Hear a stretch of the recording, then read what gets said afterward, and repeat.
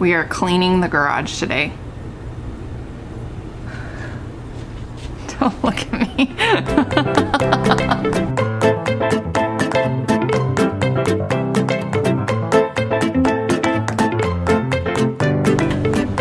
All right, let's do this. It's bad enough that we want to clear it out and get room enough in here to be able to put our car in the garage. We're gonna do that, and we are going to try and get it done in 1 hour. So let's see if we can do it. According to a study by the US Department of Energy, 25% of people with 2-car garages don't park in them at all. A third can only park 1 car, largely due to garage clutter. A home organization study done by Moen found that the garage was the most cluttered space in homes. So if garage clutter is such a problem, how do we deal with it?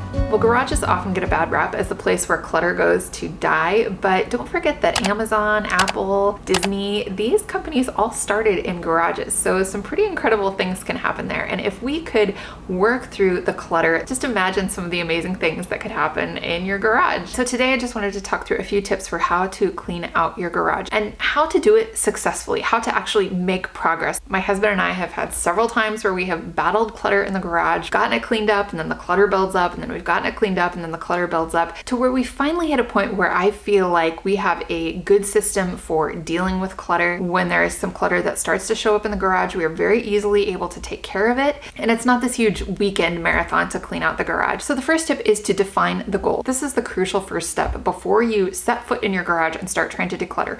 What do you want to do in there? What do you want the space to be? Because there's a world of difference between somebody who wants to clean up the garage just enough so that they can park their car in there, and somebody, say, who wants to use their garage as a fitness space. So define the goal first. Decide what direction you're going, where you're headed, and then that is going to chart a course for you as you start cleaning out and decluttering. Tip number 2 is big objects first. I think it is so important when you're doing a big decluttering project like the garage that you get some momentum early on, because otherwise you can quickly feel overwhelmed, you can quickly feel like you're getting buried and you're not making any progress. And so you want some quick wins right at the beginning. Large pieces of furniture in your garage that you've been waiting to sell, things that you've been meaning to take to the dump, you can take care of those first. That's going to go a long way towards just mentally being able to look at the garage and say, okay, oh, now that's out of here. This doesn't look as bad as I thought. Tip number 3 goes with tip number 2, and tip number 2 was big objects first, and so tip number 3 is sentimental objects last. Now, it depends on kind of where you're at in your season of life, but I know for both of my parents, there have been times where they have had belongings from their parents that passed away that have lived in their garage. And these are hard things to go through. These are not things where you just glance in a box and say, oh, I can toss that, or oh, I can donate that. You really have to take your time to go through them. And so it makes so much sense to save those things until the end, because that is what takes the most emotional energy. Make the easy decisions first, then you're going to be able to come to the sentimental stuff with energy and with a sense of momentum behind you because of how far the garage has already come. Oh, and if you're getting value out of this video, don't forget to subscribe right down there. Tip number 4 is sell, donate, or give away, but keep it moving. The garage is often the final stopping point for stuff before it leaves our house. The problem is that oftentimes it can get stuck there, right? So commit to yourself as you're cleaning out the garage to keep things moving. So that means if you're giving something away to a friend, take a picture of that thing, text that friend right away, hey, do you want this? When can I bring it over? If you are donating stuff, get it into the back of your car. If you are wanting to sell something, take a picture today,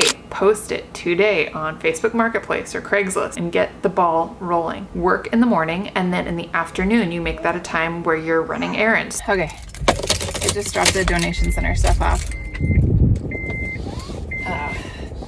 Feels good to get more stuff out the door.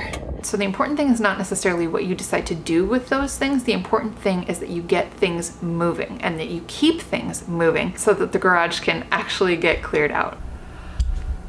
This is the messy middle. I've been at this for a while.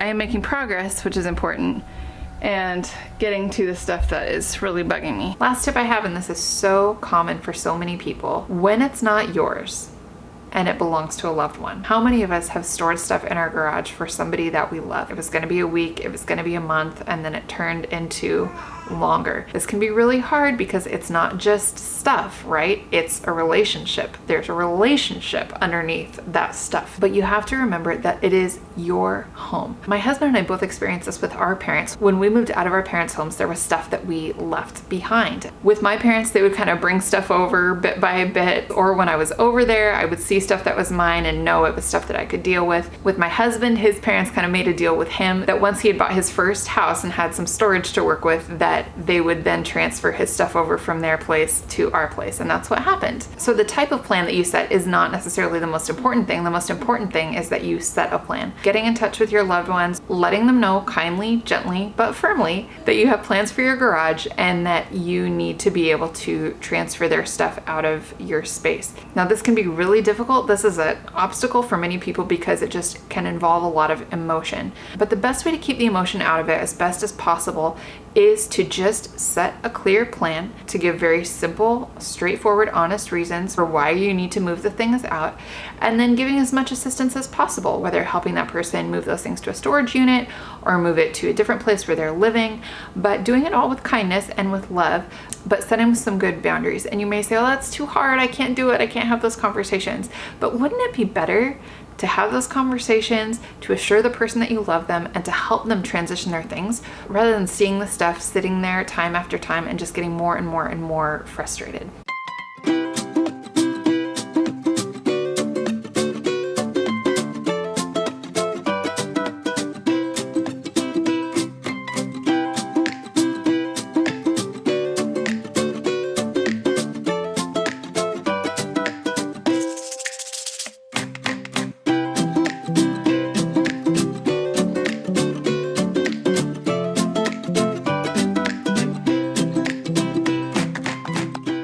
Comments what has been difficult for you in the garage decluttering process, or things that have been really helpful for you as you have been tackling the garage, and I will see you in the next video.